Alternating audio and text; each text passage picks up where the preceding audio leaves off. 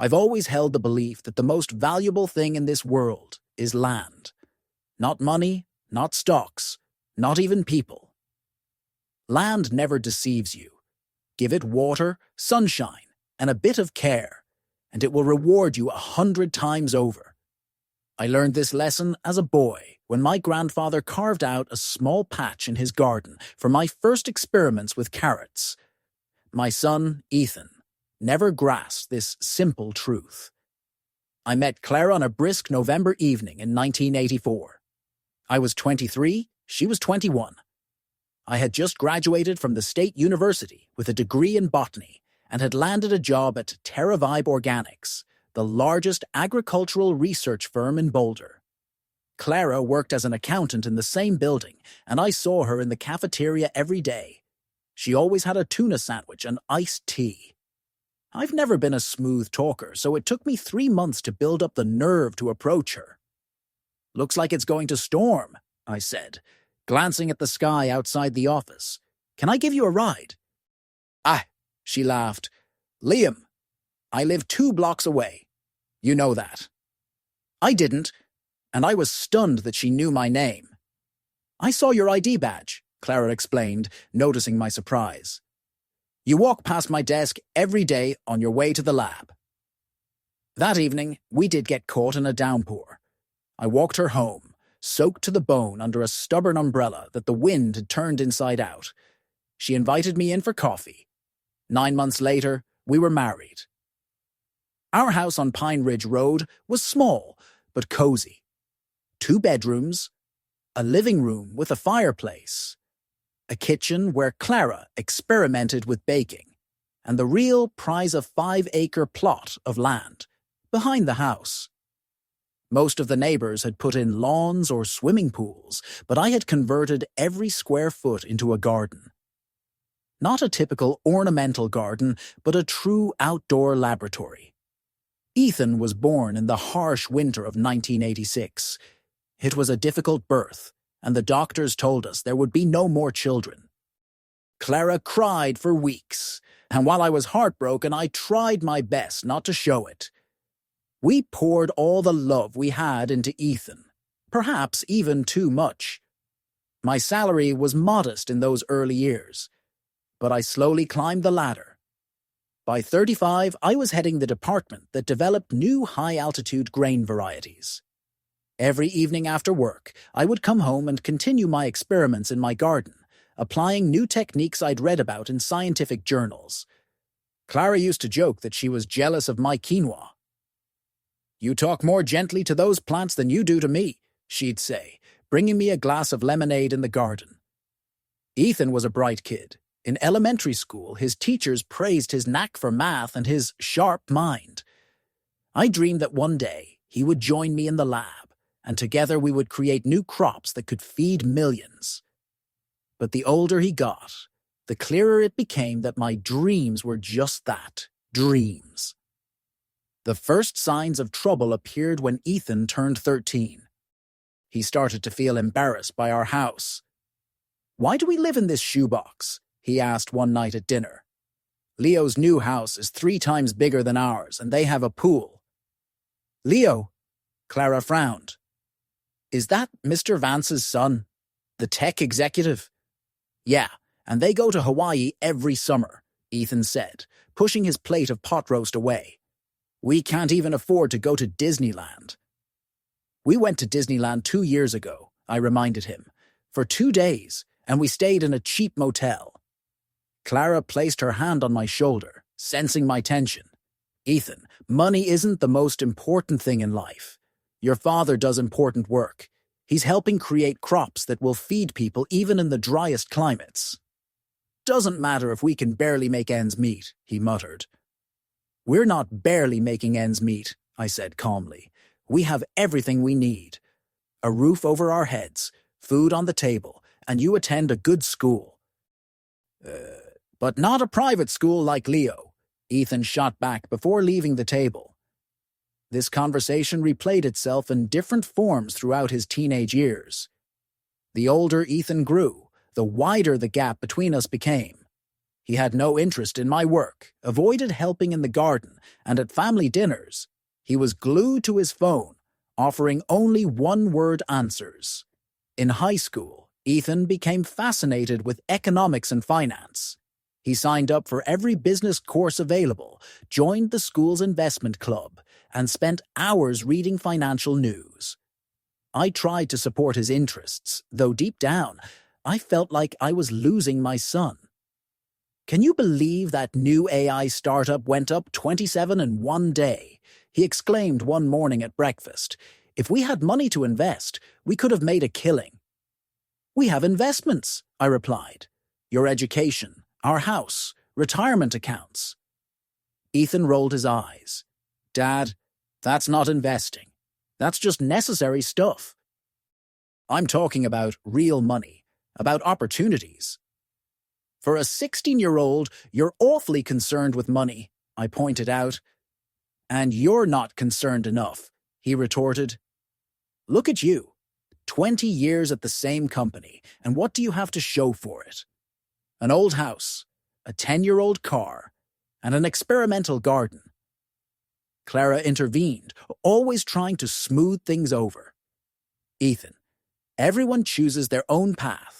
Your father loves his work, and that's what makes him rich." "Yeah, sure," Ethan snorted. "A wealth you can't cash."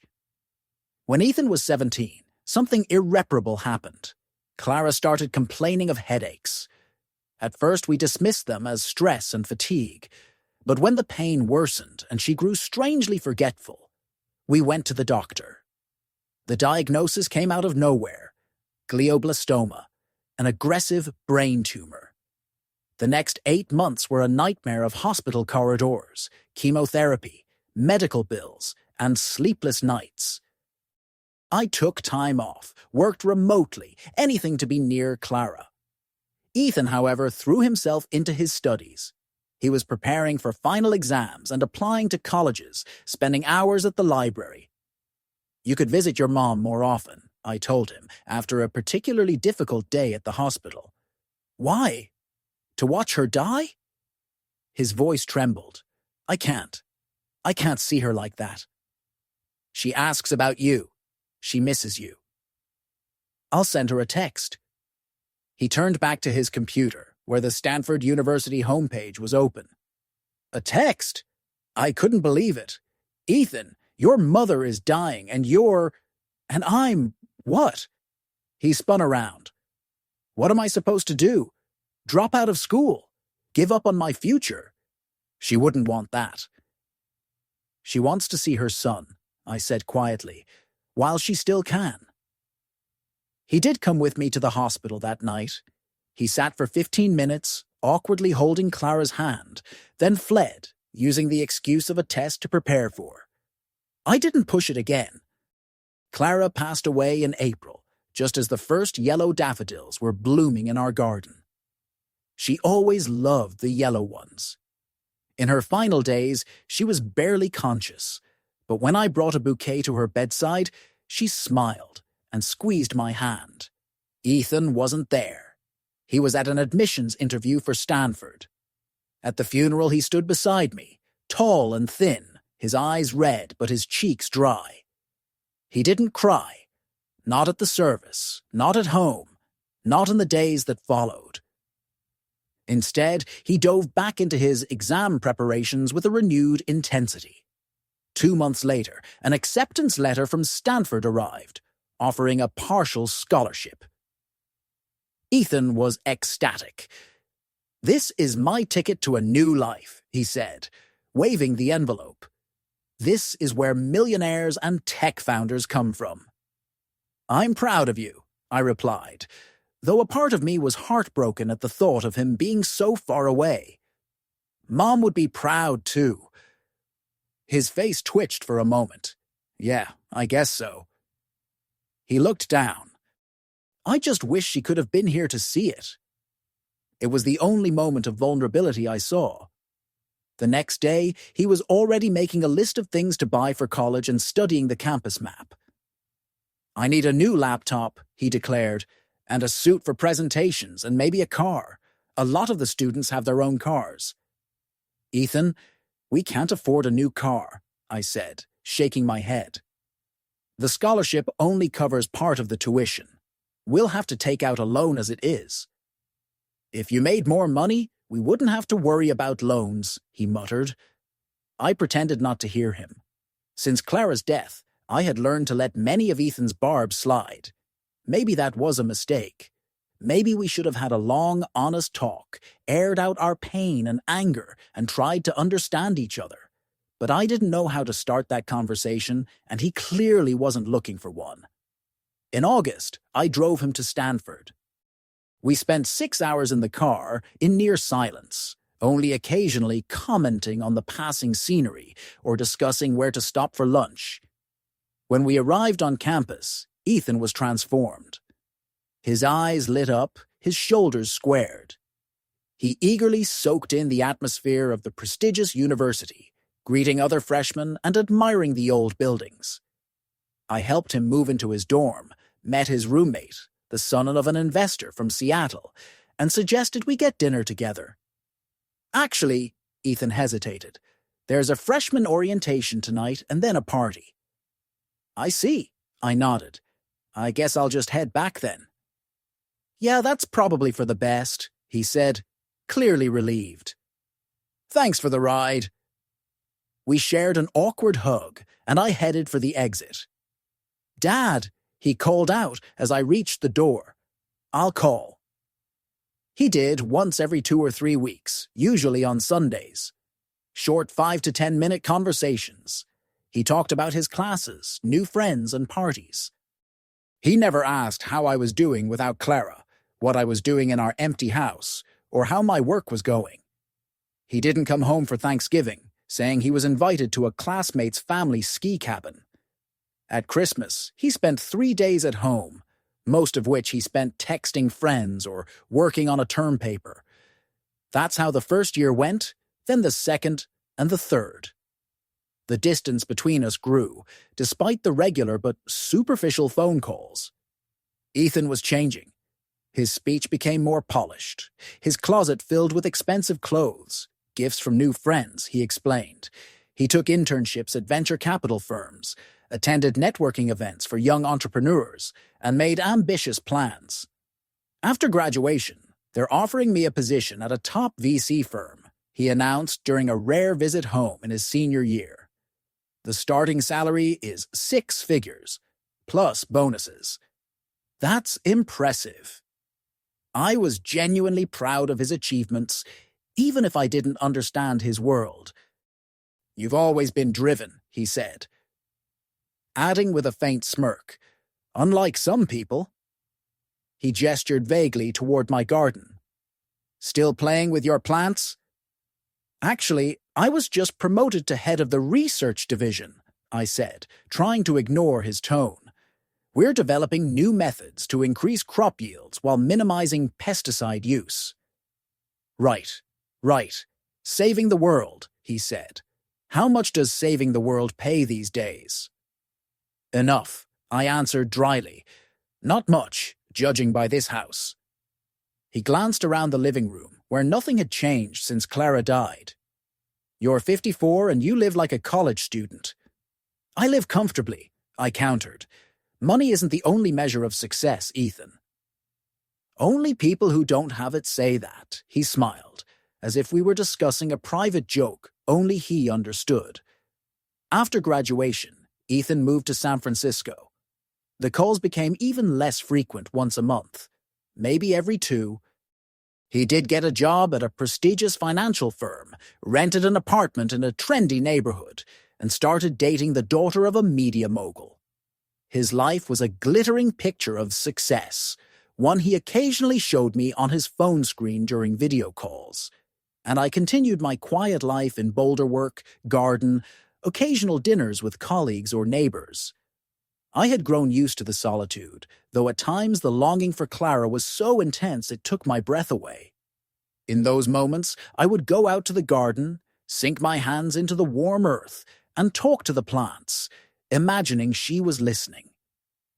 In our rare conversations, I sensed a growing contempt from Ethan. He no longer bothered to hide that he considered my life a waste of potential, that he saw me as a failure.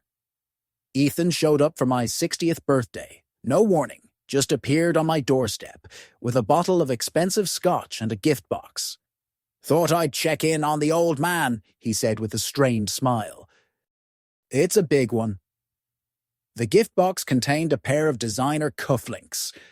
I never wore cufflinks, nor did I own any shirts that required them, but I thanked him and invited him in. We sat in the living room, sipping a scotch that was too smoky for my taste, struggling to find things to talk about. Ethan told me about his promotion, his plans to buy a penthouse, and his investment in some promising startup. I listened, nodded, and asked questions. Then it was my turn. "The company is preparing for layoffs," I said. "There are rumors our department might be cut." "What will you do if you get fired?" Ethan asked, with a flicker of what I initially mistook for concern. "Find another job, I suppose, or focus on the garden full-time. I've always wanted to dedicate more time to my hybrid experiments." Ethan set his glass down on the table with a loud thud. "Hybrid experiments? Really? You're 60, Dad. It's time to think about retirement, about ensuring a comfortable old age." "I have retirement savings," I assured him. "Not a lot, but enough for a modest life." "Modest?" He shook his head. "Your whole life has been modest. Don't you ever get tired of it?" I stayed silent and he continued. "You know what the saddest part is? You could have done so much more. You have the education, the experience. You could have started your own company, patented your research. Instead, you've slaved away for decades at a corporation for peanuts." "I did what I loved," I said. "I've never regretted it." "You should." He finished his scotch in one gulp. "Look at this house. Look at your life. You're wasting away when you could have had a real life." Ethan stayed the night. In the morning, over breakfast, he returned to the topic of my unfulfilled life. I listened in silence, realizing that no argument could convince him that my life had meaning and value by my own standards, not by the number of zeros in a bank account. Before he left, he gave me a stiff, formal hug and said, "You should consider moving into a retirement community if you do get fired. It'll be safer and cheaper." I watched his expensive rental car disappear down the street and felt a strange sense of relief. In that moment, I understood that my son and I were strangers. We had different values, different ideas about life, and no bond of kinship could bridge that chasm. Our next conversation took place 2 months later over the phone. I told him my fears had been confirmed. I was laid off, along with half of the research department. "So, what now?" I could hear the impatience in his voice. "I haven't decided yet," I answered. "The severance package is decent. There's no rush." "Dad, you're 64 years old. What else is there to do at your age? Sell the house and move somewhere more appropriate for your situation." "My situation? I don't understand." "You're an unemployed old man with minimal savings," Ethan said. "A broke father is an embarrassment. I can't even tell my colleagues about your situation. It's humiliating." His words hit me like a physical blow. For years, I had felt his growing contempt, but he had never expressed it so directly, so cruelly. "I'm sorry to disappoint you," I said quietly, and hung up. That night, I sat in the garden for a long time, looking up at the stars and thinking about Clara, about Ethan, about my entire life. In the morning, I woke up with an unexpected feeling of lightness. For the first time in years, I didn't have to rush to work, answer to anyone, or follow corporate rules. I was free to do what I had always loved most, working with the earth, experimenting, creating. I went out to the garden with a cup of coffee and noticed a strange plant near the fence. It was a stalk of quinoa with an unusually large seed head, one I hadn't planted. It must have been an accidental seedling from a neighbor's bird feeder. I walked closer, intrigued by its size and color. It was the first day of my new life. A life without Ethan, but with an unexpected opportunity waiting right at my doorstep. The layoff came in late spring, when the garden was already lush with new growth. The director of human resources, Sharon Mills, called me into her office late on a Friday afternoon. Sharon was only a few years younger than me, and we had started at the company around the same time. Tears welled in her eyes as she handed me a file folder. "Liam, I'm so sorry," she said. "It's the board's decision. They're cutting the entire research division to focus on marketing." I nodded, taking the folder. The rumors had been circulating for months. A large agricultural conglomerate had bought the company, and the new management made no secret of their plans to optimize the structure. Optimization, such a clean word for such a dirty business. "The severance is for 6 months," Sharon continued, avoiding my gaze, "and full health insurance for a year. That's more than they usually offer." 37 years, I said quietly. "I've worked here for 37 years, Sharon." She finally looked at me. Her expression mirrored my own: confusion, bitterness, and a fear of the unknown. "They're downsizing my department next," she confided. "I'm out in 2 weeks. They say it's hard to find a new job at our age, but I've already sent my resume to a few places." I silently packed up my office. Pictures of Clara and Ethan, a cactus that had sat on my windowsill for 7 years, a few scientific journals, and a binder of my personal experiments. 37 years fit into a single cardboard box. At home, I opened the bottle of scotch Ethan had left after his last visit and got properly drunk for the first time in a long time. I woke up on the living room couch with a pounding headache and a feeling of emptiness. The clock read almost noon. For the first time in decades, I had nowhere to be. No emails to check, no experiments to plan, no reports to write. I called Ethan. I don't know why. Maybe I was hoping for a word of encouragement. Maybe it was just habit to share important news with family. He didn't answer, so I left a short message. "Hey, it's Dad. I was laid off today. Call me back when you get a chance." He called back later that night. "Dad, I got your message. What happened?" I briefly explained the situation. Downsizing, severance, uncertain prospects. "What are you going to do?" He sounded impatient. "I haven't decided. Maybe take some time off, then look for work at other companies." "At 64, he snorted. "Be realistic, Dad. No one's going to hire you. You need to think about cutting costs. Sell the house and move into a smaller apartment or a retirement community. At least they include healthcare." "I'm not selling the house," I said firmly. "And I'm certainly not moving to a retirement home. I'm perfectly healthy." "Of course you are," he said, his voice dripping with sarcasm. "Unemployed at 64 with a mortgage and a meager pension. That's just brilliant." "I don't have a mortgage, Ethan. I paid it off 5 years ago." "You did?" He seemed surprised. "Well, that's something. But still, the house is old. It needs constant repairs. And the property taxes." "You can't afford all that on a pension." "I'll manage," I said, feeling my irritation rise. "Don't worry.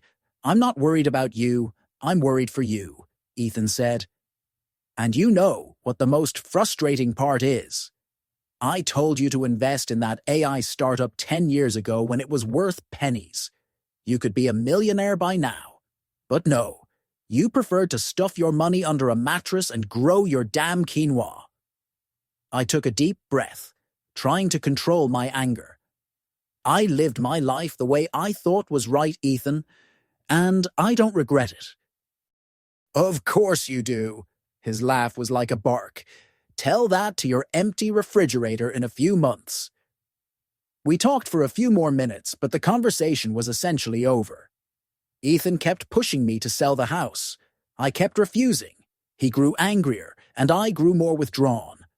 "Okay, I have to go," he finally said. "I have a client meeting. Think about what I said, okay? And let me know if you decide to sell.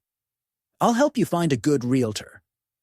I hung up and sat in my chair for a long time, staring out the window at my garden. The lilac bush Clara and I had planted the first year we bought the house was in full bloom. How could I sell this place? Every corner held a memory, bringing a newborn Ethan home. Sunday lunches in the garden, Clara's last days. 3 days later, Ethan showed up unannounced. He just appeared on the doorstep with a small travel bag. "Thought I'd come visit," he said as he walked in. "See how you're holding up." And I was surprised and for a moment touched by his concern. Maybe I had misjudged his tone on the phone. Maybe he really was worried. The first evening passed relatively peacefully. We ordered pizza, watched a baseball game, and talked about the news. Ethan spoke about his new project at work, his vacation plans, and a girl he had recently started seeing. I listened, asked questions, and tried to show interest. A small hope flickered within me that perhaps my unemployment could be a chance to mend our relationship. The next morning at breakfast, Ethan opened his laptop and turned the screen towards me. "Look, I've found several apartments for rent in Boulder, all close to downtown with good amenities, and the prices are reasonable." I pushed my uneaten cereal away. "Ethan, I already told you, I'm not selling the house." "Dad, be reasonable," he leaned forward. "Your savings won't last forever. How long can you manage without a job? A year? 2? And then what?" I'll find work," I answered. "Maybe not at a big corporation, but I'll find something. I could consult for small farms or teach at the local college." Ethan rolled his eyes. "Consulting? Teaching? That's pennies, Dad. Barely enough to buy groceries, let alone maintain a house." "I can handle it," I insisted. "I always have." "Yeah, sure," he slammed the laptop shut. "But you used to have a steady job. Now you're an unemployed retiree with outdated skills." His words stung, but I tried to stay calm. "My knowledge and experience are not outdated, Ethan. I read scientific journals, I keep up with new developments, and I have my own research." "Yes, your precious experiments." He waved his hand toward the garden. "Completely worthless. You're a failure, Dad. All your life, you've worked for a pittance when you could have achieved so much more." I felt the blood rush to my face. What is more to you, Ethan? More money, more status. For me, more is creating something useful, helping people, living in accordance with my values. What good are your values if you can't even provide for a decent old age? He stood up from the table. "You know what? Do whatever you want." I was trying to help, but if you'd rather cling to this old house and your illusions, be my guest. Just don't come crying to me for money when your savings run out. "I have never asked you for money," I said quietly. "And thank God for that," he snapped, "because a broke father is an embarrassment. I can't even tell my colleagues what you used to do for a living." A heavy silence filled the room. I looked at my son and didn't recognize him. Where was the curious boy who used to ask me why the sky was blue and how trees grew? When did he become this cold, calculating person for whom a man's worth was measured only by the numbers in his bank account? "I think you should leave," I finally said. "Tonight." "With pleasure." "Oi!" Ethan went upstairs to pack his bag. Half an hour later, he came down and headed for the door. He stopped on the threshold and turned to me. "You know, Dad," he said, a sudden sadness in his voice, "I always hoped you'd come to your senses, that you'd realize how important it is to be successful, to be wealthy. I wanted to be proud of you. And I always hoped you'd realize there are more important things in life than money," I replied. That real success isn't about the size of your bank account, but about the person you are. Ethan shook his head. It's easy to talk about high-minded things when you have nothing material to show for your life. He walked out, and I stood in the doorway, watching his rental car drive down the street. As it disappeared around the corner, I felt a strange sense of relief, as if a heavy weight I'd been carrying for years had suddenly been lifted. I spent the rest of the day in the garden, weeding the beds and tying up young pea shoots. Working the earth always calmed me, helped me organize my thoughts. The sun was hot, and I could feel the sweat running down my back, but I didn't stop. Physical exhaustion was the best remedy for a broken heart. Toward evening, I noticed that strange stalk of quinoa by the far fence. It didn't look like any of the varieties I'd grown this year. The leaves were larger, the stem thicker, and the seed head, though still green, promised to be much larger than usual. I stepped closer, intrigued. Perhaps it was an accidental seed, brought in by birds. I gently felt one of the developing seeds. It was firm, with a smooth surface and no visible defects. I decided to leave the plant alone and see what became of it. The next morning, I woke with a clear head and an unexpected sense of freedom. For the first time in decades, I had complete control of my time. I didn't have to rush to work, report to management, or follow corporate rules. I could devote myself entirely to what I had always loved most, my experiments with plants. After breakfast, I went to check on the mysterious quinoa stalk. It seemed to have grown even more overnight, and the seeds were beginning to take on a slight reddish hue. I decided to document all my observations, just as I had at work. I took out a notebook and made initial notes on the size, color, and texture of the leaves and seed head. Over the next few days, I fully immersed myself in tending the garden. I trimmed the hedges, weeded the beds, and installed supports for the climbing beans. From time to time, I checked on the strange quinoa, which was growing at an astonishing rate. After a week, the seeds began to turn a deep red, and their size was already twice, if not 3 times, that of a normal quinoa seed. One evening, the phone rang. I hoped it was Ethan calling to apologize, but it was Sharon Mills, my former colleague from HR. Liam? It's Sharon. I just wanted to see how you were doing. We talked for almost an hour. Sharon had been laid off too, just as she'd predicted. She told me that some former colleagues were getting together for dinner the following Friday and invited me to join them. I agreed, suddenly realizing how little human contact I'd had in recent weeks. You know, Sharon said before we hung up, I thought I'd be depressed after being fired. But in a strange way, I feel liberated. It's like new opportunities have opened up. I understand, I replied. I feel the same way. After talking to Sharon, I went out into the garden. It was already dark, but a full moon illuminated the paths between the beds. I headed toward the mysterious quinoa stalk. Its seed head seemed almost unnaturally large in the moonlight. I clipped it off. It was heavy in my hand. I brought it into the house and threshed the seeds. The yield was incredible. I cooked a small portion, tasted it, and froze in amazement. The flavor was incredibly rich, nutty, with a slight sweetness and some unusual notes I couldn't identify. It was the best quinoa I had ever tasted.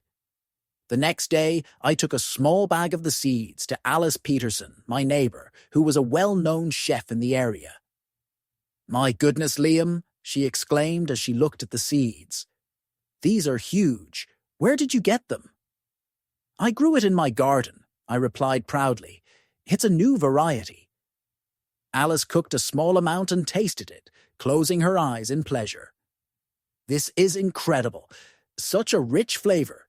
You should definitely save these seeds." Her words got me thinking. Seeds. If I could grow more of this, maybe even improve its properties.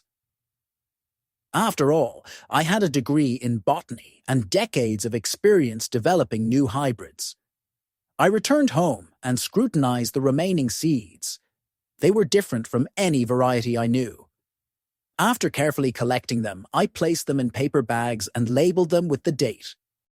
Then I took a shovel and went to the far corner of the garden, where I had a small greenhouse that I had barely used in recent years. It was time to clean it up. I spent the next few days preparing the greenhouse. I washed the glass, repaired the wooden frames, and replaced the old watering system. Then I prepared the soil.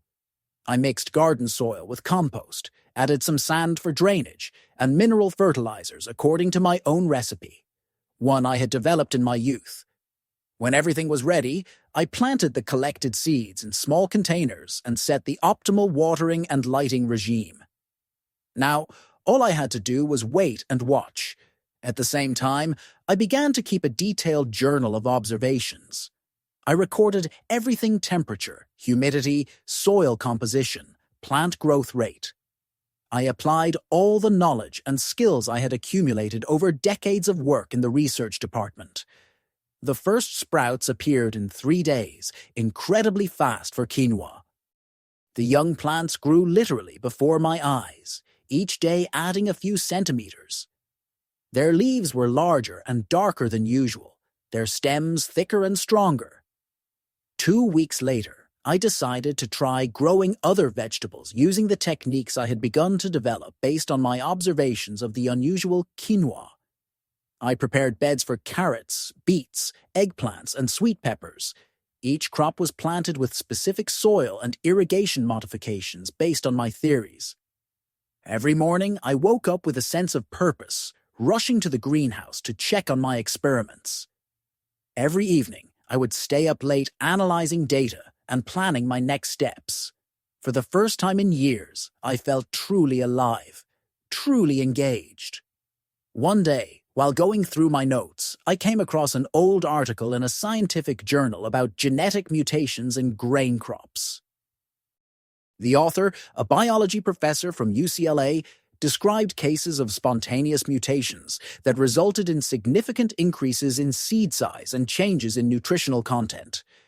The article gave me the idea to conduct more systematic experiments. I decided to apply my knowledge as a botanist to create optimal conditions for the development and stabilization of beneficial mutations. I developed a special system of soil mixtures with different mineral compositions, experimented with watering and lighting regimes, and even created a simple system for microclimate control in the greenhouse. The results exceeded all my expectations. The vegetables grew incredibly fast, reached impressive sizes, and had improved flavor. Carrots grew a foot long and as thick as my wrist, yet remained tender and sweet. Eggplants reached the size of a small melon while maintaining a perfect texture. I began taking pictures of my progress and keeping even more detailed notes. In my head, a plan was already forming. If I could achieve such results at home, what could I do with the right equipment and funding? In the evening, after another successful experiment with cucumbers that grew to the size of small zucchinis, I was sitting on my back porch with a glass of wine, watching the sunset. Suddenly, it hit me. I could patent my technology for growing these enhanced vegetables and my soil treatment techniques. My knowledge and experience, which Ethan had so contemptuously called outdated, were actually my greatest assets. In the morning, I called my old friend David Chen, who worked in the patent office. We hadn't spoken in years, but he recognized my voice immediately. "Liam, what a surprise! How have you been?" I told him about my layoff and the new project I was working on. "Sounds interesting," David said after I explained.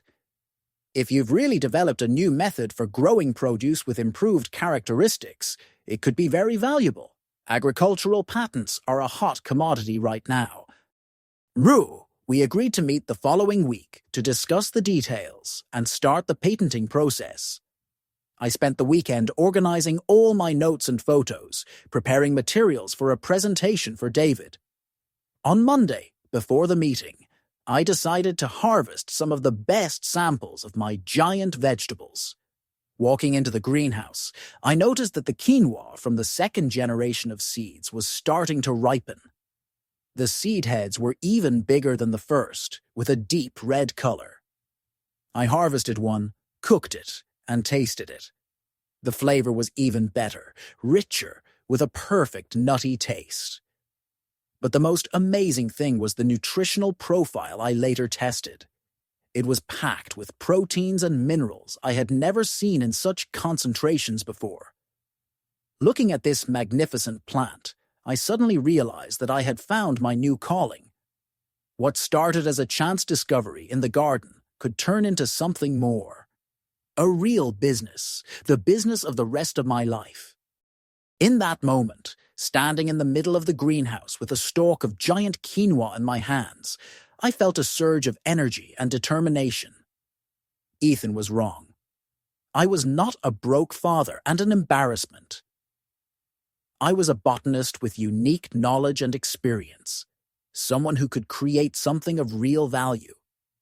With that thought, I picked a few of my best vegetable samples, arranged them neatly in a basket, and headed out to meet David, not realizing that this day would be the beginning of a whole new chapter in my life. Mornings at my new home on the hill begin with a ritual. I wake up at 6 sharp, drink a glass of water with lemon, put on my old work overalls, and head down to the experimental greenhouse.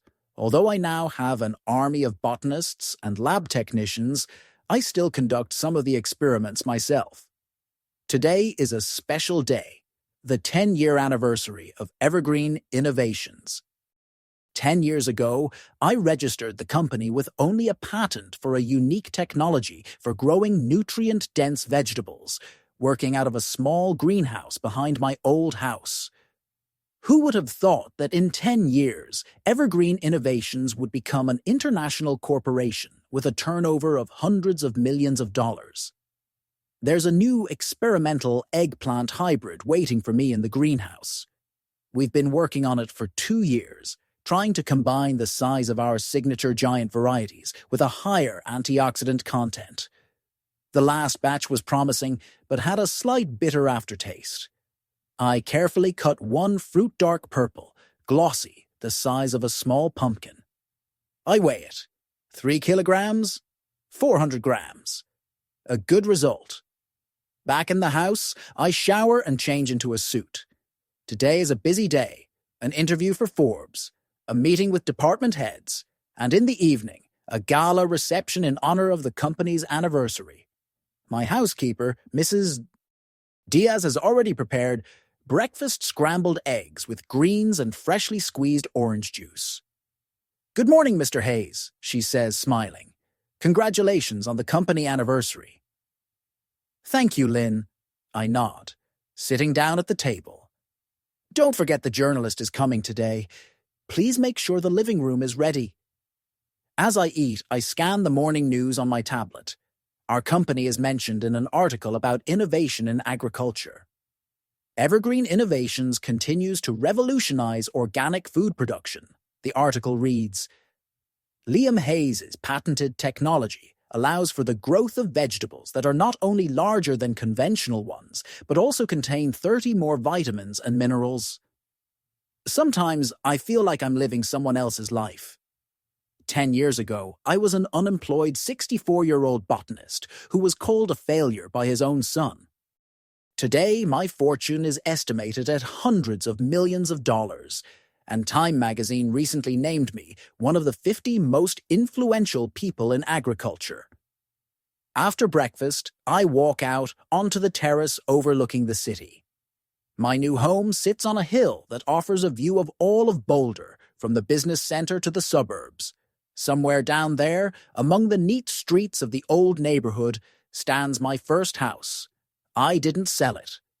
Now, a young family of farmers, part of our program to support beginning agronomists, lives there. They pay a symbolic rent and grow vegetables using our technology. At 9 o'clock, the Forbes reporter arrives, a young woman with a sharp gaze and a notebook filled with small handwriting. "Mr. Hayes," she begins after we exchange pleasantries, Your story sounds like a modern fairy tale. At 64, you were unemployed, and at 74, you're on the Forbes list of millionaires. How did you manage such a breakthrough? I smile. It's a question I get asked all the time. You know, Ms. Davies, success rarely happens by accident. Behind my story are decades of education, research, and experimentation. When I lost my job, all I had was knowledge and experience, plus a little luck in the form of a random quinoa mutation in my garden. But many people have knowledge and experience, and don't become millionaires, she presses. Perhaps they lack persistence, I reply. Or maybe they listen too much to those who tell them they can't succeed. You know, my own son thought I was a failure. The journalist perks up, sensing a scoop. Really? And how does he feel about your success now? We don't speak, I answer dryly, signaling that the topic is closed. The interview continues for another hour. We talk about the future of the company, new projects, and the social responsibility of business. I talk about our program to help farmers in developing countries, grants for young scientists, and our collaboration with leading universities.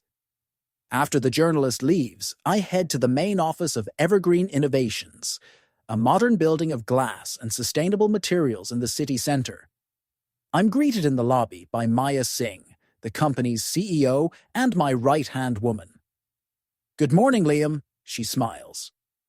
The team is already gathered in the conference room. Maya is one of the few people who knew me before all this. 10 years ago, she owned a small cafe and was my neighbor. When Evergreen Innovations started to expand, I asked her to join the company. Her organizational skills and business acumen were exactly what we needed. She now manages all operations while I focus on research and strategic planning. The meeting is productive. We discuss quarterly results, exceeding expectations by 12% plans to enter new markets in South America and Southeast Asia, and the launch of a new product line, seeds for home gardening in small spaces. Our development department has prepared a presentation on a new project, says Maya, moving to the next item on the agenda. They've created a hybrid that can grow in minimal light conditions. A young scientist speaks enthusiastically about his research. I listen intently, asking questions and taking notes. Despite my age, I'm 74. I try to stay abreast of all scientific innovations and am personally involved in most research projects. After the meeting, Maya and I have lunch in my office, discussing the details of the evening reception. Representatives from the major agribusinesses have confirmed their attendance, she says, looking at the list on her tablet. The Secretary of Agriculture will also be there, and of course, the press. That's great, I nod. We have something to show them. Maya looks at me with a slight smile. Did you ever imagine it would turn out like this? 10 years ago, when you were just starting? 10 years ago, I just wanted to prove that I was still worth something, that my knowledge and experience had value, that I wasn't a broke father and an embarrassment, as Ethan used to say. Honestly, no, I answer. I was just doing what I know and love. Everything else just happened. You know, Maya puts her tablet aside. I'm proud of you. A lot of people your age would have given up. You built an empire. With your help, I remind her. Without you, Evergreen would still be a small research firm. She shakes her head. You're too modest. These are your designs, your patents. I just help structure the business. After lunch, I return home to get ready for the evening reception. While I'm putting on my tuxedo, I think about how much my life has changed. I used to wear a suit once a year for a corporate meeting at TerraVibe. Now, I have a whole closet of designer suits for various events. The old house on Pine Ridge Road was cozy but modest. 2 bedrooms, a small living room, old furniture that Clara and I had bought when we were young. My current home is 5,000 square feet of modern architecture, with panoramic windows, a swimming pool, a home theater, and of course, a state-of-the-art greenhouse equipped with the latest technology. I used to drive to work in an old Ford, which I bought when Clara was still alive. Now I have 3 cars in my garage, including the latest model electric Tesla. But the main difference isn't in material wealth. It's the sense of freedom and opportunity. I can travel the world, studying rare plant varieties in South America or organic farming techniques in Japan. I can fund research that I believe is important without corporate politics or budget constraints. I can help young scientists and farmers, giving them a chance I never had at their age. The reception takes place in the main exhibition hall at Evergreen Innovations. The space is decorated with live plants and installations of our giant vegetables. In the center of the room is a model of our new research station we are building in Peru to study high-altitude potato varieties. I give a welcome speech, thanking employees, partners, and investors. I talk about the future of the company, new projects, and our mission to create products that will help solve the problems of hunger and malnutrition around the world. After the official part, I mingle with the guests, answer questions from journalists, and discuss potential collaborations with representatives of other companies. Several young scientists from the University of Colorado Boulder approach me to talk about their research and ask for advice. The evening is drawing to a close when Meyer approaches me with a concerned look. "Liam, you have a phone call. They say it's urgent." I excuse myself from my conversation partners and retreat to a quiet corner of the room. "Who is it?" I ask, taking the phone. "I don't know," Maya answers. "The man didn't give his name, but he said it was personal and very important." I put the phone to my ear. Liam Hayes speaking. At first, I hear only breathing, then a quiet, almost unrecognizable voice. "Dad, it's me, Ethan." I freeze. We haven't spoken in 10 years. The last time I saw my son, he was driving away from my old house after calling me a broke father and an embarrassment. "Ethan," I say, my tone neutral.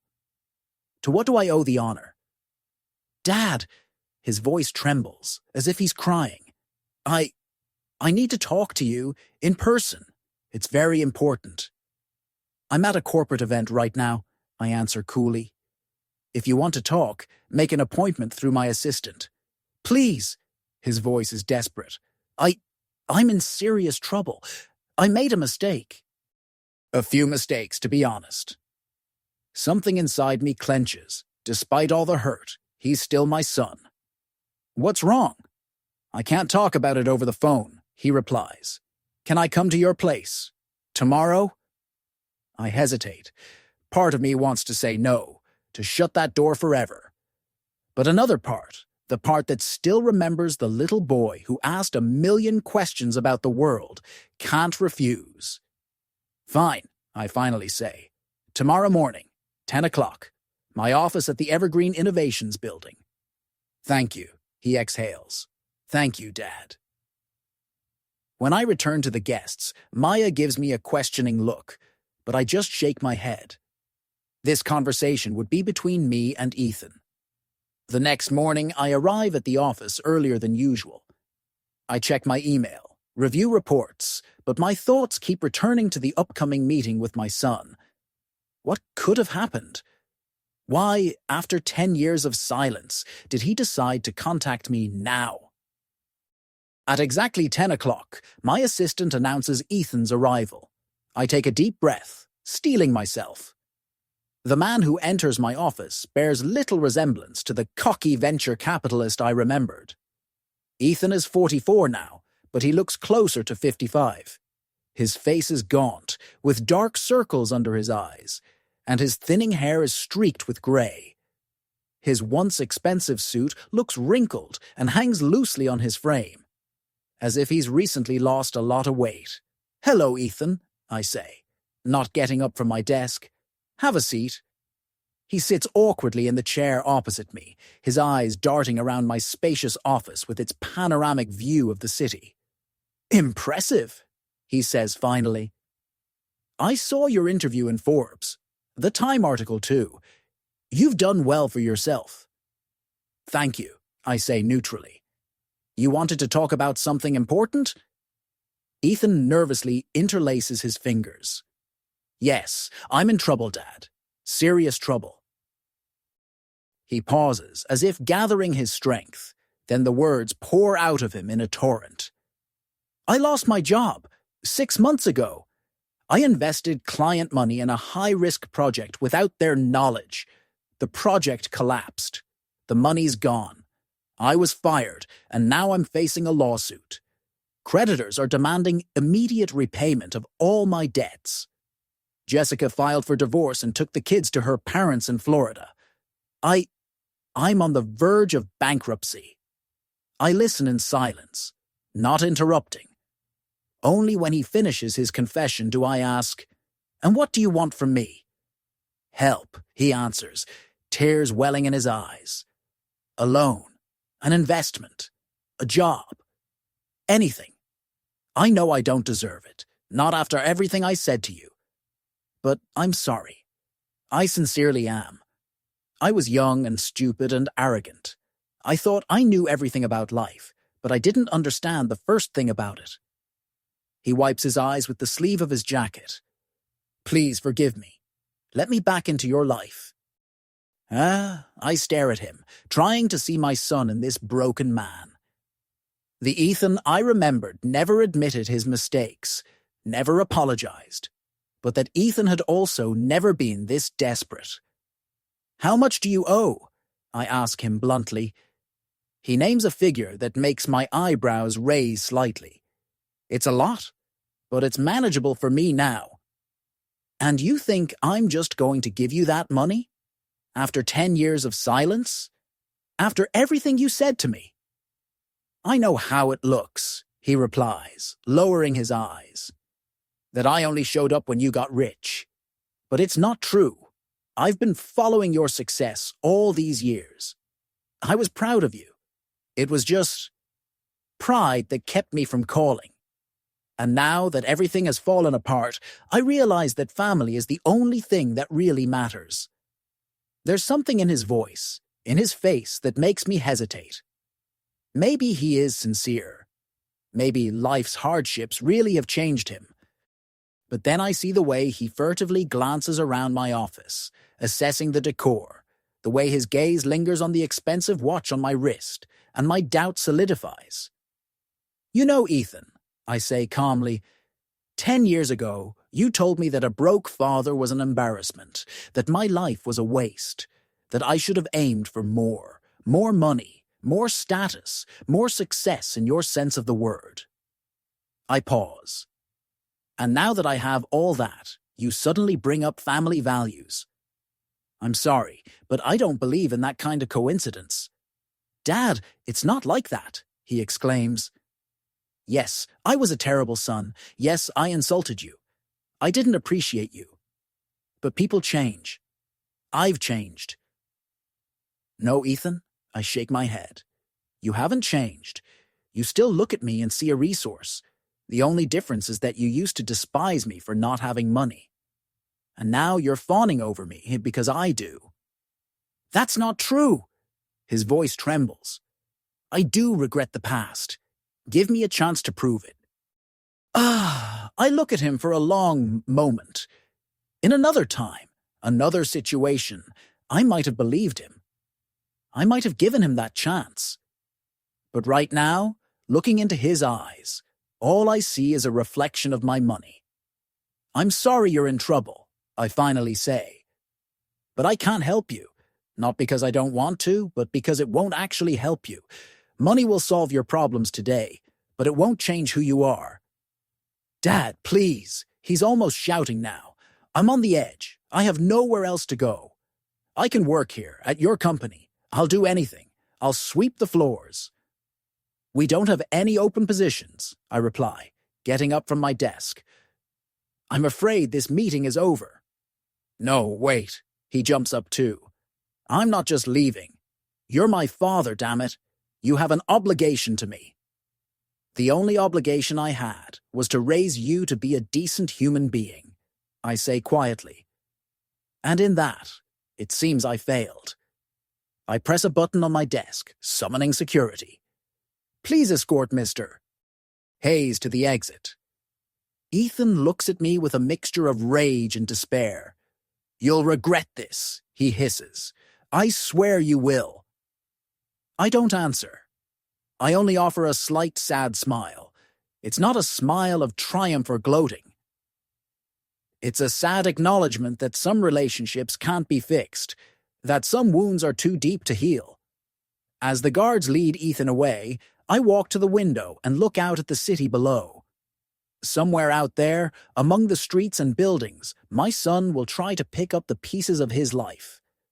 Part of me hopes he succeeds, but another part knows that until he changes his attitude toward life, toward money, toward people, nothing will truly change for him. The phone on my desk rings. It's Maya. Is everything okay? She asks, her voice laced with concern. Security reported an incident. Yes, everything's fine, I reply. Just a small family matter. What's next on the schedule? A video conference with our partners in Japan in 20 minutes. Great, I say, walking back to my desk. I'll be ready. I open the conference folder, but my mind is still on Ethan. Maybe I was too harsh. Maybe I should have given him a chance. But then I remember his eyes as he looked around my office. There was no remorse or love in them, only greed and calculation. And I know I did the right thing. Sometimes the best way to help someone is not to help them at all. Sometimes a person has to find their own way, even if that path is difficult and painful. Even if that person is your own son. After Ethan left, I sat at my desk for a long time, unable to focus on the upcoming video conference. I kept seeing his face gaunt, with shadows under his eyes, but with that same familiar spark of calculation in his gaze. Even in his desperation, he was still the same Ethan, evaluating, calculating the angles. Mr. Hayes, the Japanese partners are on the line. My assistant's voice over the intercom brought me back to reality. I shook my head, gathered my scattered thoughts, and switched on the video link, forcing a professional smile onto my face. For an hour, I discussed seed supplies for experimental greenhouses in Osaka, answered technical questions, and listened to reports on preliminary results. Outwardly, I was focused and attentive, but inside, a storm was raging. After the conference, I cancelled my remaining meetings and went home. I needed to be alone to sort through my feelings. At home, I changed into old jeans and a shirt, poured myself a whiskey, and went out to the terrace. The day was warm, with a light breeze carrying the scent of blossoming trees from the garden below. I looked out at the city spread before me and thought about my son, a man I hadn't truly known for years. My memory replayed images from the past. There was Ethan, as a toddler, perched on my shoulders during the Independence Day parade, enthusiastically waving a small flag. There he was, as a middle schooler, proudly showing me his first science project, a working model of the solar system that we had spent a week building together. And there was teenage Ethan, scoring the winning goal in a high school soccer game, and searching for my face in the stands to share his triumph. When did it all change? When did that cold, appraising look enter his eyes? When did his respect curdle into contempt, and then into outright dislike? I remembered one of our last good moments. Ethan was 15, and we had gone fishing, just the two of us, like we used to. Clara was sick then, but she had insisted we go on our traditional men's outing. The fish aren't biting today, Ethan had said, staring at his still bobber. Fishing isn't just about the fish, I replied, handing him a sandwich from the basket Clara had packed. It's about having time to think, to be quiet, to be alone with nature. And with each other, he added unexpectedly. I saw something in his eyes that I hadn't seen in a long time. Warmth, openness, a desire to connect. We sat on the lake shore until sunset, catching only 2 small perch, but it was one of the best days of my life. On the way home, Ethan suddenly said, "You know, Dad, sometimes I act like a jerk. I'm sorry about that." "All teenagers act like jerks sometimes," I smiled. "It's part of growing up." "No, I'm serious," he insisted. "I say stupid things about your job, about our house. But the truth is, I'm proud of you. That you're doing something that matters, that helps people." I was so touched I couldn't find the words. I just put my hand on his shoulder and squeezed it tightly. He didn't pull away, as he usually did back then. Maybe if Clara hadn't died that year, things would have been different. Maybe that moment of closeness would have grown into something more, something real. But fate had other plans. Clara's illness progressed. Ethan spent more and more time away from home, avoiding the heavy atmosphere of a dying mother and a grief-stricken father. And then she was gone, and we were left alone. 2 strangers, bound only by blood and the memory of the woman we both loved. I tried to reach out to him. I really did. After the funeral, I suggested we take a trip to the coast, just to be quiet, to grieve, maybe to talk. "I have final exams in a month," he cut me off. "I need to study if I want to get into a good university." "Ethan," I said then, "sometimes you have to stop and give yourself time to mourn. It's okay to grieve." "Grieve?" He looked at me, puzzled. "What's the point? She's gone. No amount of tears will bring her back. We have to move on." At the time, I thought he was just protecting himself, building a wall to keep the pain out. I hoped that time would heal things. But time only deepened the chasm between us. When he left for college, I tried to keep in touch. I called every week, asking about his classes, new friends, his plans. His answers grew shorter, more formal. By his sophomore year, he was calling once a month, on Sundays, strictly between 3 and 4 in the afternoon. It felt like he was performing an unpleasant duty, checking an item off a to-do list. I visited him twice at Stanford. The first time was at the end of his freshman year. He showed me around campus, introduced me to his roommate, and even pointed out the economics professor who considered him a favorite student. But I could feel his tension, his eagerness to get the tour over with. In the restaurant where we had dinner, he kept looking around, as if afraid a classmate might see him with me, a simple botanist in an inexpensive suit. The second visit, a year later, was even worse. Ethan met me at the train station and immediately said, "I only have 2 hours, Dad. I have an important meeting with my project supervisor." We spent those 2 hours in a cafe near the station. He talked about his successes, his plans for an internship at a prestigious VC firm, his new girlfriend from a wealthy family.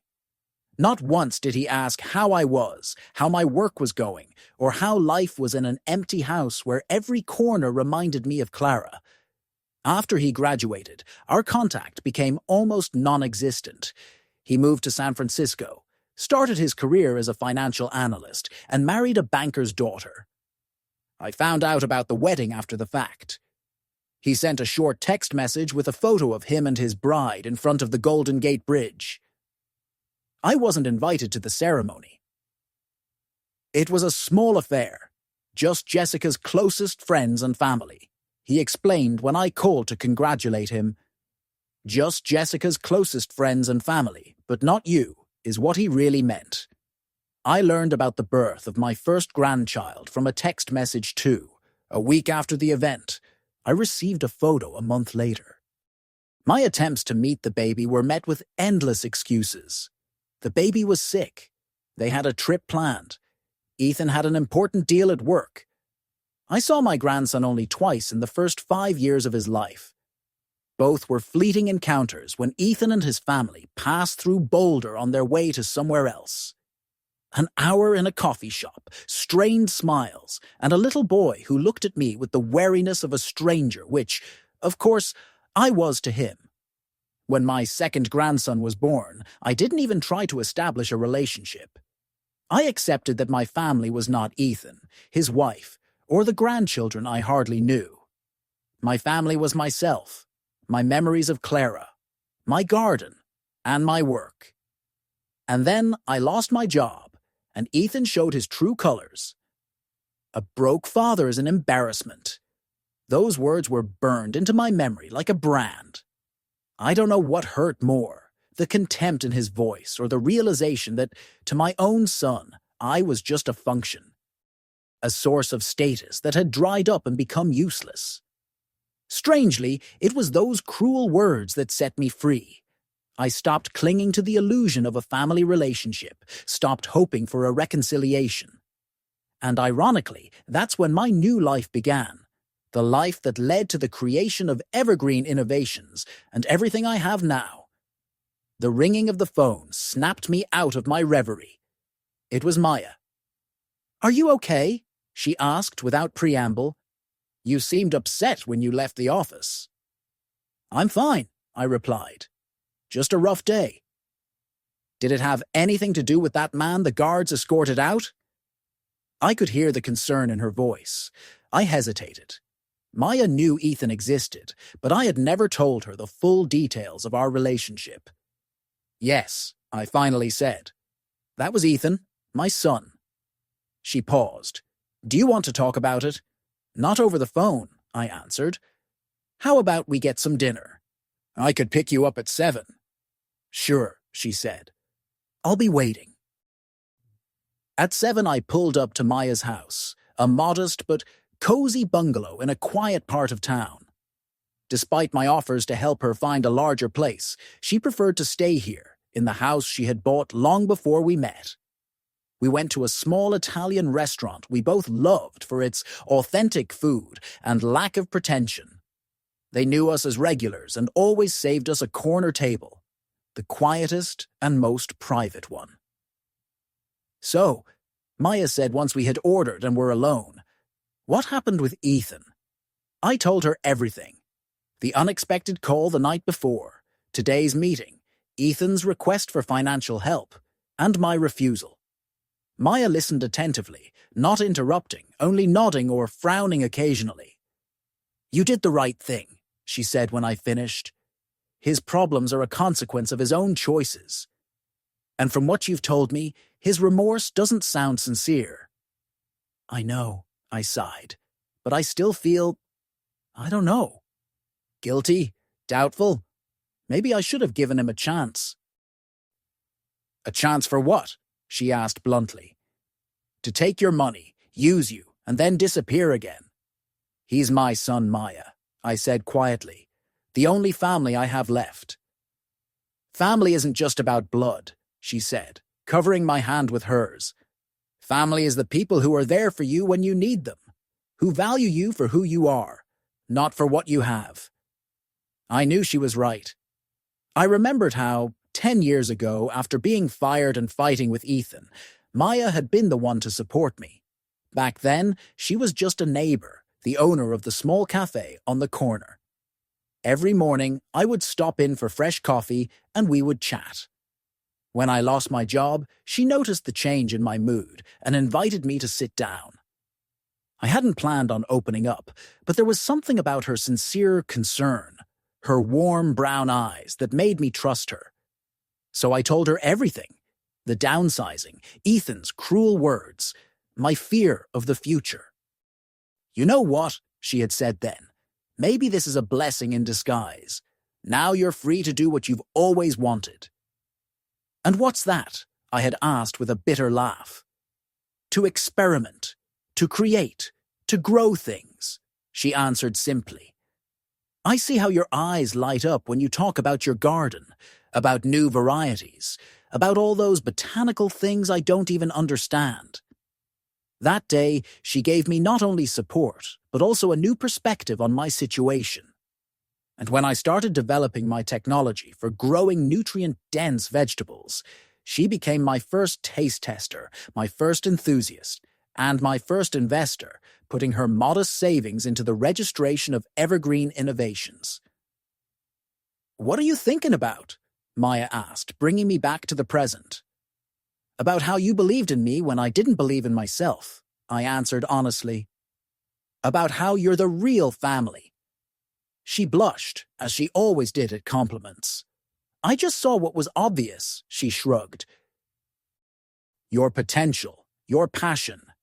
And to be honest, your quinoa really was amazing." We laughed, and the tension that had gripped me all day began to dissipate. We finished our dinner, discussing work matters, weekend plans, and a new exhibit at the City Museum. In the car on the way home, Maya suddenly said, "You know what I think about this situation with Ethan. I think you did the best you could as a father. You loved him, supported him, tried to guide him. The man he became is not your fault. It's his choice." "Maybe," I said, "but it still hurts to see your child become someone you can't respect." "I understand," she nodded. "Just don't let that pain define you or your life. You deserve better." At that moment, my phone vibrated. I glanced at the screen, an unfamiliar number. "Don't answer it," Maya advised. "It's too late for business calls." I followed her advice, but the phone kept vibrating. A minute later, a text message came through. "Dad, it's me. Please call me back. It's urgent. Ethan," I said to Maya. I have no idea what else he could want. "Ignore it," she said firmly. "If it were a real emergency, he could call the proper services." I silenced my phone and put it in my pocket. We spent the rest of the drive in pleasant conversation, not returning to the subject of Ethan. But when I got home and checked my phone, there were 5 more missed calls and 3 more messages, each more desperate than the last. "Dad, I really need your help. I don't know where else to turn. Please don't ignore me. I'm at the end of my rope." I decided not to respond. If I had believed in the sincerity of his remorse, perhaps I would have called back. But after our meeting, I was certain this was just another manipulation, another attempt to get my money. The next morning, I was met with a surprise. Ethan was standing at the gate of my house as I was leaving for work. "How did you find out where I live?" I asked, not hiding my annoyance. "It's not that hard to find the address of a famous millionaire," he shrugged. "Dad, we need to talk. I'm not leaving until you hear me out." "I don't have time for this," I cut him off. "And there's nothing to add to what I said yesterday." 5 minutes, he insisted. "Just 5 minutes." Reluctantly, I agreed. We sat in the garden gazebo. I didn't want to invite him into the house. It felt like that would violate some important boundary. "Go on," I said, looking at my watch. "I understand why you don't believe me," he began. "After everything I've said and done, or rather, haven't done, I've been a terrible son. Arrogant, ungrateful, obsessed with money. I admit it." He seemed sincere, but I knew all too well his ability to play a convincing role. "And?" I asked when he paused. "And I'm not asking for money," he said. "Not now. I'm asking for a chance to prove I've changed. Let me work for you, in any capacity. As a laborer, a delivery driver. I want to show you that I can be useful, that I can be reliable, that I can earn your trust." I looked at him carefully, trying to see the truth behind his words. Part of me wanted to believe, wanted to see this man as my son, the little boy who used to hug me on his way home from school. "Ethan," I finally said, "the problem isn't that you were a bad son. The problem is that you're not being sincere now. You haven't changed. You still look at me and see a wallet. It's just that now, that wallet is fat enough to be worthy of your attention." "That's not true," he exclaimed. "I really have changed. Losing my job, the divorce. It's made me reevaluate everything. And that reevaluation led you straight to your successful millionaire father. I remarked sarcastically. What a remarkable coincidence. Yes, I'm desperate, he admitted. Yes, I need help. But I want more than just money. I want to get back the relationship I destroyed with my own stupidity. I stood up, signaling that the conversation was over. I have to get to work, and my answer remains the same. No. In the days that followed, Ethan began a veritable siege. He called the office, trying to get past the receptionist. He sent long emails full of apologies and promises. He even sent a bouquet of flowers with a note that said, "Forgive me and give me a chance." I instructed security to keep him out of the company building and had his calls and emails forwarded to spam. But he was persistent. One day, he showed up at a charity event organized by Evergreen Innovations. He had somehow managed to get an invitation. I spotted him in the crowd and asked security to escort him out. He didn't resist, but on his way out, he shouted, "I won't give up, Dad. I will prove to you that I'm worthy of being your son." This scene attracted the attention of journalists, and the next day, a small article appeared in the local paper. Family drama in the Evergreen Empire. Troubled son versus millionaire father. Fortunately, the story didn't gain much traction. The public was more interested in our scientific developments than in the founder's personal life.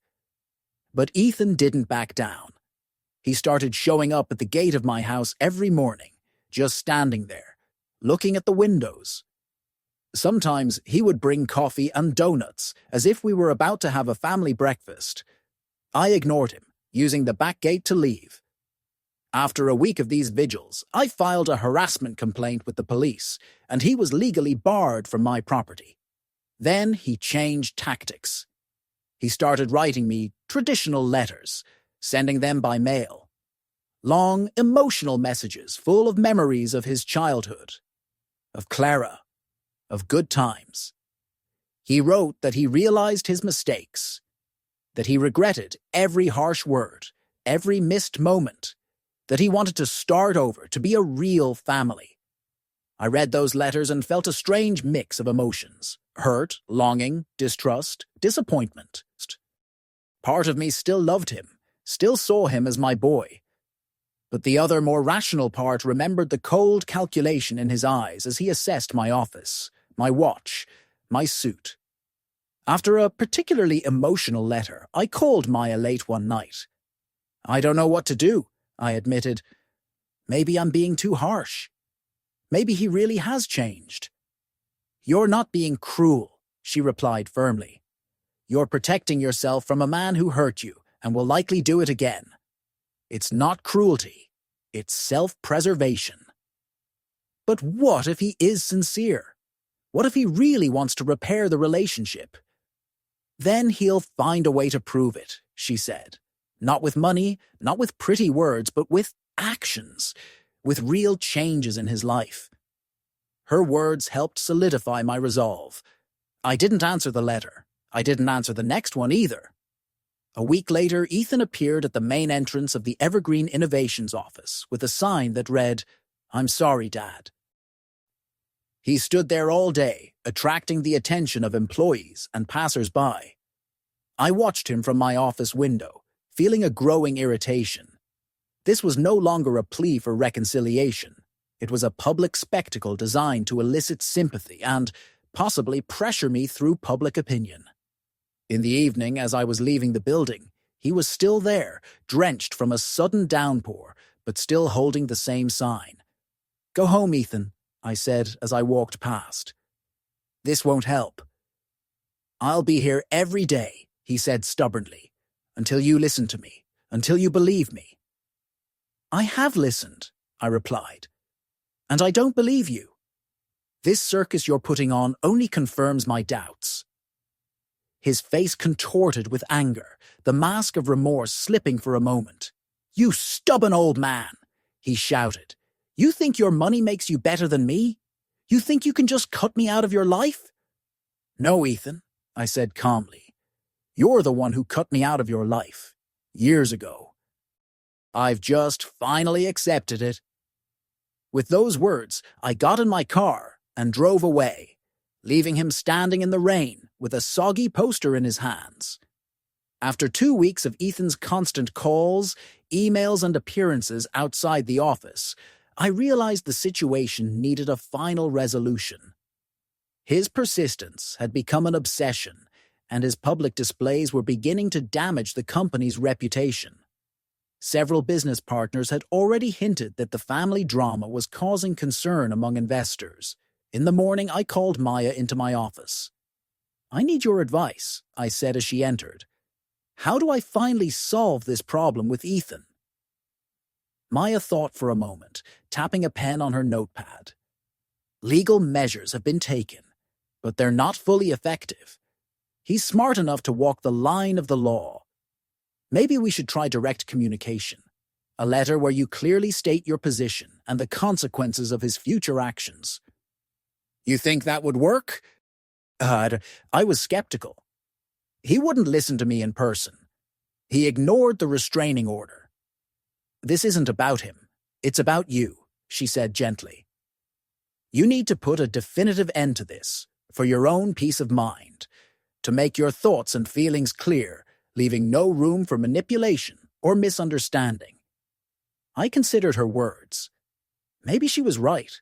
Perhaps I needed to articulate everything that had built up over the years in order to move on myself. All day, I mentally composed the letter, choosing my words, formulating my thoughts. That evening when I got home, I sat down at the desk in my study and began to write. "Ethan, after much deliberation, I have decided to write you this letter.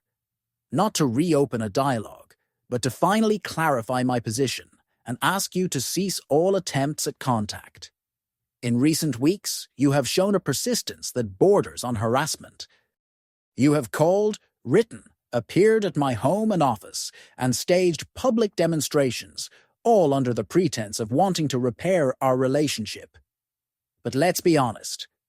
Our relationship didn't break down yesterday. It happened years ago, gradually, for many reasons, and the responsibility for that lies with both of us. I may not have been the perfect father. Perhaps I worked too much, didn't show enough emotion, or didn't always understand your needs and aspirations. But you, Ethan, made a conscious choice to distance yourself from me, especially when my financial circumstances no longer met your standards. You made it clear that you were ashamed of me, my job, my lifestyle. A broke father is an embarrassment. Those are words I will never forget. Now that my situation has changed, you suddenly remember the bonds of family. You speak of remorse, of wanting to mend things, of family values. But I see in your eyes what I have always seen: calculation. You look at me and see not a father, but a source of money, influence, and opportunity. I cannot and will not build a relationship on that foundation. True family ties are based on love, respect, and acceptance of each other as we are. In wealth and in poverty, in success and in failure. You and I do not have that, and I fear we never will. Therefore, I am asking you to stop all attempts at contact. Do not call, do not write, do not come to my home or office. I have already filed a formal complaint for harassment, and if you continue, I will be forced to take more serious legal action. As for financial assistance, my answer remains the same. I will not give you money, offer you a job, or support you financially in any way. Not because I am cruel or vindictive, but because I am certain it will not solve your real problems. Your difficulties are a consequence of your own choices and values. And until those values change, no amount of money will bring you happiness or stability. I wish you well in finding your own path. I sincerely hope you can reevaluate your life, your priorities, and build something real, something you can be proud of. Liam Hayes. I reread the letter several times, making small edits, removing unnecessary emotion, and adding clarity. Then I printed it, signed it, and sealed it in an envelope. Tomorrow I would send it by courier. I wanted to be sure it reached him. Putting the envelope aside, I went to the window. A light snow was falling outside, the first of the season. White flakes drifted down onto the trees in the garden, the roofs of the neighboring houses, the quiet streets. I watched this peaceful scene and felt a strange sense of relief, as if a heavy weight I had been carrying for all these years had begun to melt away, like a snowflake on a warm palm. The next day, I sent the letter and decided to turn my full attention to work. Evergreen Innovations had several important projects in the pipeline, but one in particular occupied my thoughts: a program to support young farmers. The idea had been born a few months ago when I met Caleb Jenkins, a 22-year-old graduate of an agricultural college. He had applied to Evergreen for an internship, but there was such a passion for farming in his letter, such interesting ideas about sustainable agriculture, that I invited him to meet with me personally. "Mr. Hayes," he had said then, sitting across from me with a fire of enthusiasm in his eyes, "I know I can change the world through agriculture, but I have no land, no equipment, no capital. Just knowledge, passion, and a willingness to work 24 hours a day." His words reminded me of myself as a young man. The same belief in the power of the land, the same desire to create something meaningful. "What if you had the land?" I asked, "and basic equipment? What would you do?" Without hesitation, he laid out a whole plan for me: an organic farm with an innovative irrigation system that utilized rainwater, integrated crop and livestock production, and partnerships with local restaurants to shorten the supply chain. That same day, the idea for the Evergreen Incubator was born, a program that would provide young farmers with land, equipment, seeds, and mentorship to launch their own projects. We started with my old house and the land behind it. Caleb was the first participant in the program, moving in with his fiancée. Now, 3 months later, we were ready to expand. I had purchased 3 more plots of land in different parts of the country and developed a full educational program with courses in agronomy, business planning, and sustainability. Today was the day to approve the budget and launch plan for the next year. The incubator meeting lasted well into the evening. We discussed the criteria for selecting participants, the structure of the educational program, and the mentorship system. I insisted on maintaining the non-profit nature of the project, despite the significant investment. "We are not looking for a financial return," I explained to the CFO. "We are investing in the future of agriculture, in people who share our vision and our values." After the meeting, Maya approached me. "Did you send the letter to Ethan?" "Yes, this morning," I nodded. "I hope that puts an end to it." "How are you feeling?" "Strange," I admitted. "On one hand, there's regret that it came to this. On the other, I'm relieved, like I've finally accepted reality and can move on." "Move on to where?" she asked with a slight smile. "Peru," I answered, smiling back. "Remember we discussed that trip to study high-altitude potato varieties? I booked tickets for next month. Are you coming with me?" "Of course," she touched my hand lightly. "I wouldn't miss the chance to see the legendary Incan terraces." I saw something in her eyes that I had never seen in Ethan's. A genuine interest, not in my money or my status, but in what was truly important to me. In my work, my ideas, my values. In that moment, I realized that our relationship had long been more than just business or friendship. Something deeper, more personal, connected us, though neither of us had yet dared to name it. "Maya," I said suddenly, "maybe after Peru, we could go to the Galapagos Islands. I've always wanted to see the unique flora there." "I'd love that," she replied, and her smile lit up the entire room. A month passed. There was no word from Ethan. No calls, no letters, no appearances outside the office. I hoped my letter had reached its mark, that he had finally realized the futility of his attempts. Maya and I were buried in preparations for our trip to Peru. We had itineraries to coordinate, meetings with local farmers, and visits to research stations to plan. In addition, the launch of the Evergreen Incubator required constant attention. We were selecting the first participants, preparing training materials, and setting up the sites. We decided to spend the evening before our departure at my house, discussing the final details of the trip. Maya brought a homemade pie. In her spare time from running a multi-million-dollar company, she still loved to bake. "I can't believe we'll be in Lima tomorrow," she said, pouring tea. "I've dreamed of seeing Machu Picchu for years." "We'll definitely go after the business part of the trip is done," I promised. "I've always wanted to see it too. You know, as a kid, I read books about ancient civilizations, Incas, Mayans, Aztecs. Their agricultural technologies were incredibly advanced for their time. We talked about our upcoming trip, new projects, and future plans. At one point, Maya asked, "Have you ever thought about retiring? Handing over the company and just enjoying life?" I considered it. Sometimes. But what would I do in retirement? Sit in a rocking chair? Play golf? I smiled.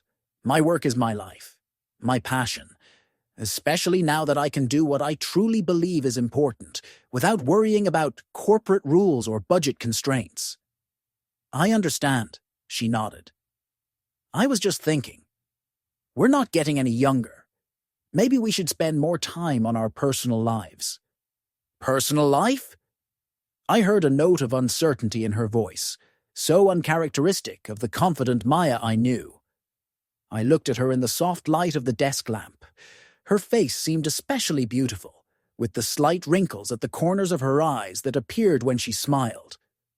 "Maya," I said, gathering my courage, "I've been meaning to ask you.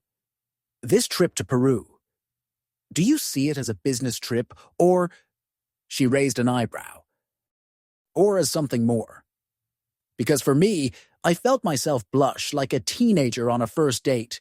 It's more than just a work trip. She smiled and her eyes lit up with warmth. "For me too, Liam, so much more." I reached out and gently took her hand. She didn't pull away, and our fingers intertwined in a silent acknowledgement of the feelings that had long been growing between us. The moment was interrupted by the ringing of my phone. I wanted to ignore it, but it was my lawyer, Mark Jennings, and he never called without a reason, especially not in the evening. "I'm sorry," I said to Maya. "I have to take this." The conversation was short but intense. When I hung up, Maya looked at me with concern. "Is something wrong?" "Ethan," I sighed. "He's hired a lawyer. He's trying to contest my will." "But how?" she asked, bewildered. "You're still alive." "Technically, he's not contesting the will itself. He's filing a suit for an undue influence. He claims that some unnamed person," I looked at her meaningfully, "is manipulating me into giving all my assets to a charitable foundation instead of to the rightful heir." "That's absurd," Maya said indignantly. "You made the decision to set up the foundation long before we were even close." "Of course it's absurd," I agreed. "Mark says the lawsuit has no chance, but it will create problems, take time, and probably attract media attention." I leaned back in my chair, feeling the tension of the past few weeks return. It seemed Ethan would always be a shadow in my life, always finding a way to remind me of his presence at the most inopportune moments. "You're upset," Maya said. "Not upset. More. Disappointed." I shook my head. Even now, all he thinks about is money. Not about fixing things, but about how to get my fortune, at least after I'm dead. "So what are you going to do?" "What I plan to do," I straightened up, shaking off the gloom. "Tomorrow we go to Peru. We study potatoes, we see Machu Picchu, we enjoy life. And Mark will handle Ethan and his lawyers." Maya smiled, squeezing my hand. "That sounds like a great plan." We went back to discussing our trip, but thoughts of Ethan lingered in my mind. Not because of the lawsuit, I had no doubt it was futile.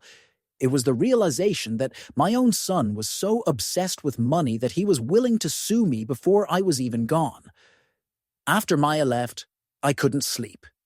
I tossed and turned, replaying my entire relationship with Ethan, from his birth to this moment. Where did I go wrong? What could I have done differently? Or was it not about me at all, but about him, his choices, his values? I was woken in the morning by a call from Mark. "Liam, there's an update on Ethan's lawsuit," he said without preamble. The judge refused to hear it, said it was a blatantly speculative suit with no legal basis.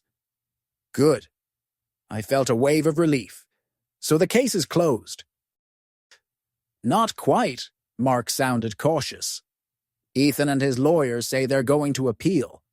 And they're also threatening to go to the press to tell a story about the hard-hearted millionaire father who refuses to help his son in his time of need. I sighed. It was always the same. Manipulation, pressure, attempts to make me feel guilty. Let them, I said firmly. I'm not afraid of public opinion, and I won't change my mind because of threats. Are you sure? Mark knew me well enough to know I disliked publicity.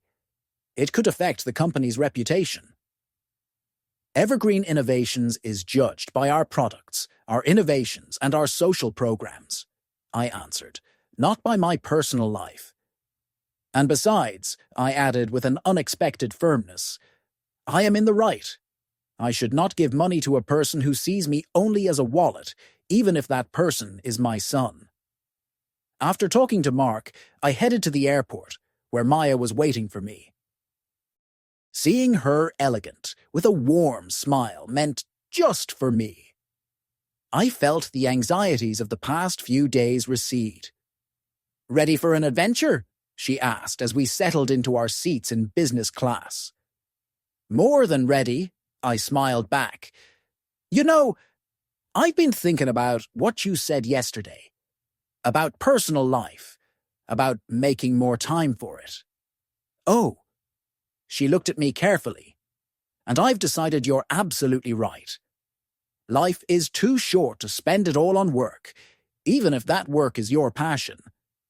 "So you are thinking about retirement after all?" There was a flicker of surprise in her eyes. "Not a full retirement," I clarified, "but about reducing my hours, delegating more responsibilities, about having more personal time." "Time for us," I said, the last words quietly, almost in a whisper. But she heard me. Her hand found mine, and in that touch was the promise of a future we could share. "By the way," I said as the plane began to taxi onto the runway, "Mark called. The judge dismissed Ethan's lawsuit." "That's good," she nodded. "Now you can enjoy the trip in peace."